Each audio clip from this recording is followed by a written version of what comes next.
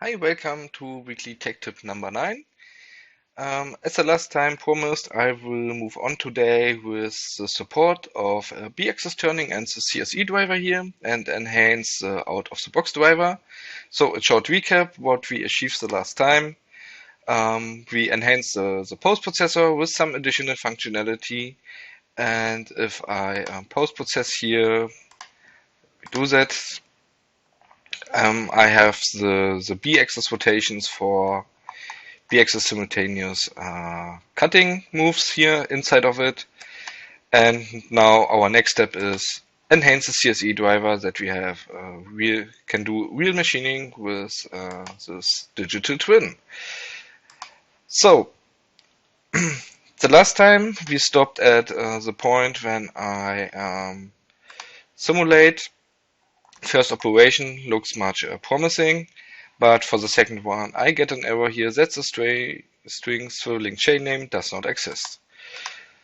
Okay, so let's double check. So for this I open the machine configurator for the out-of-the-box sample, and the first thing is we have to check the G command G43.4 and what happens behind the command. So for that one, let me go here to G43.4.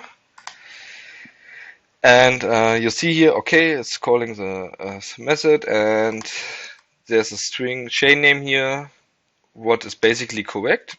But what is not correct here, this is a standard issue in this out of the box for Fanuc here.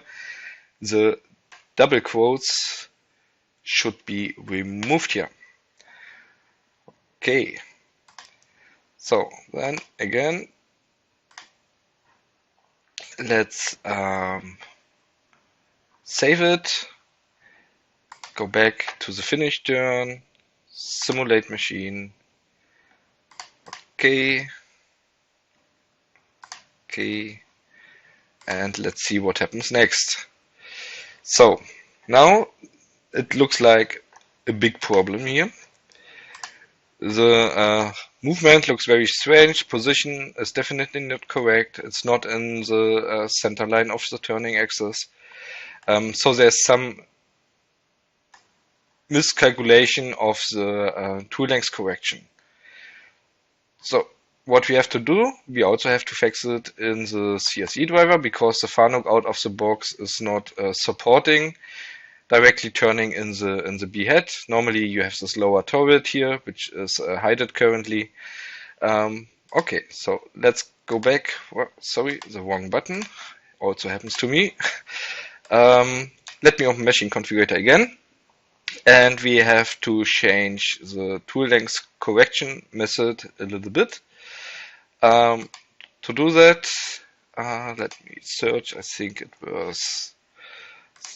it's also in the current file. There's this gme set tool length correction method. Go into this method, and we have to enhance it a little bit. That's the mapping of the tool length correction is correct. So the first if command here is 43 doesn't it's not from interest for us. 43.4, that is from interest for us.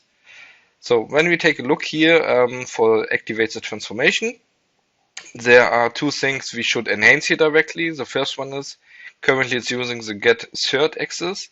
The better way is in general to using the get third geo axis.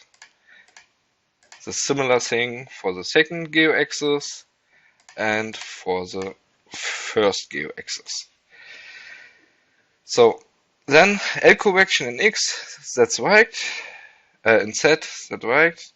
For the second one, it should be the Z correction, not the Q correction, in case of turning.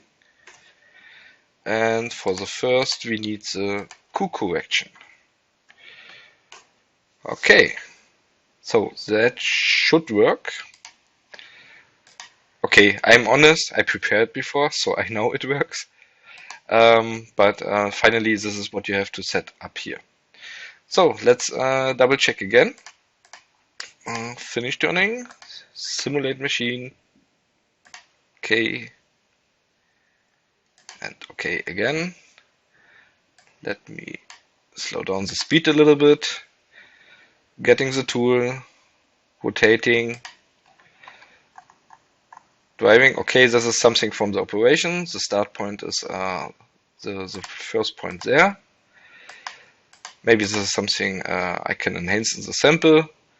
And now let me do a slow speed here. I get one message here, non-trivial circular motion, because this is some enhancement in NX Core, which is resolved with the next release. Doesn't matter, I will show it here, I will show and explain that. Just simply press OK and it's gone. And now you see that our machine tool is moving with the B-axis and following the path and cutting my part in the way I want. So that looks much promising. So let's do a finish simulation here and simulate the complete again to see that everything is working as expected. So press play, stop, reset. Let's do it with material removal directly. And again, this nice simulation features here. So rotating the B-axis. That's our first cut. Let me fasten it a little bit.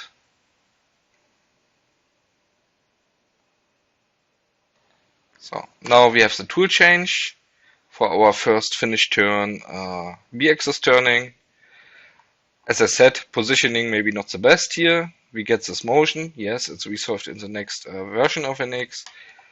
And now it is doing our amazing B-axis turning without any collisions, with the right positioning. And this was something you see here. It is.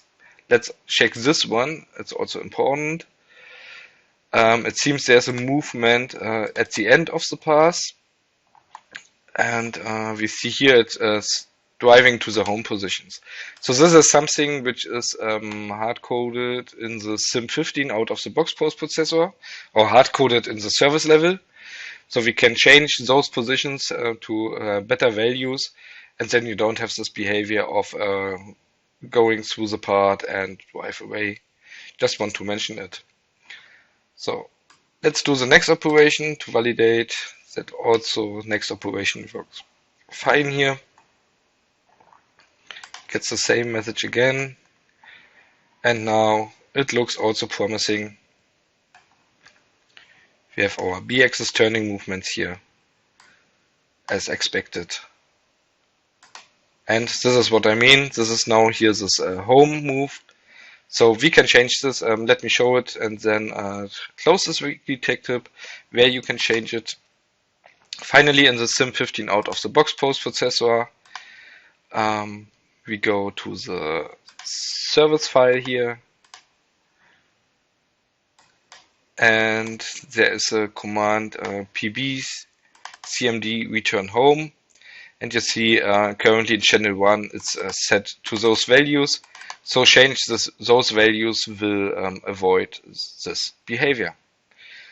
Okay, hope you enjoyed this session or this 2 weekly tech tips about how to set up a post processor for Fanuc and how to set up the out-of-the-box simulation driver to support it. And yeah, bye bye.